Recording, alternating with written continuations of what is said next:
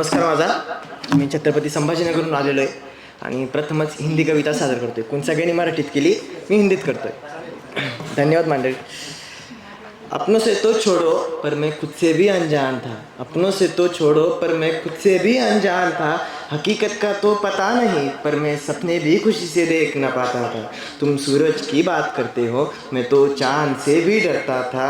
बंजर से ज़मीन पर सूखा सा और बेजान पौधा था, जिसकी ना कोई टहनिया ना कोई फूल, बस दो चार सी लकड़ियाँ और मिट्टी की धूल. बचपन से ही हारा मैं हर तरह से गिर चुका था. बचपन से ही हारा मैं हर तरह से गिर चुका था. टुकड़ों में बढ़ते बढ़ते जवानी तक बिखर चुका था. इसी तरह से दिन बीते साल गुजरे. इसी तरह से दिन बीते साल गुजरे. जिंदगी का एक दौर गुजर चुका था. बेजान सा पौधा बदसूरत पेड़ में तब्दील हो चुका था. पर खुदा का कोई करिश्मा कहो, खुदा का कोई करिश्मा कहो या कुदरत की नई साजिश, उसका मेरी ज़िंदगी में आना कोई अफसाना कहो या बिन बादल बरसने वाली बारिश. उसका आना कुछ यूँ था, उसका आना कुछ यूँ था, भले अपनों से दूर पर अब मैं खुद से मिल चुका था.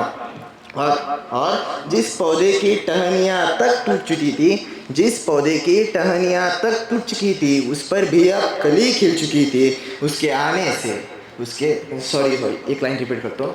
जिस पौधे की टहनियाँ तक टूट चुकी थी, उस पर भी अब कली खिल चुकी थी. रोशनी से लापता में अंधेरे में सहमा सा था. रोशनी से लापता में अंधेरे में सहमा सा था. उसके आने से सूरज तो क्या, मैं तो चांद से भी बातें करता था. वो किसी फूल की कली नहीं, वो किसी फूल की कली नहीं, किसी कहानी का किस्सा नहीं, जिंदगी का सिर्फ कोई हिस्सा नहीं. वो लड़की मेरी पूरी कायनात है, मानो छोटा सा चाँद और बड़ा सा ब्रह्मांड है. मान्यवर एक काव्य संमेलनाचा मान ठेवून मराठीत एक कविता तयार केली होती. जर तुमची परवानगी असेल तर मी सादर करतो. आपण जर वेळ असेल तर पुढे कंटिन्यू. ठीक आहे, नो प्रॉब्लेम, काय हरकत. धन्यवाद ऐकल्याबद्दल. ठीक.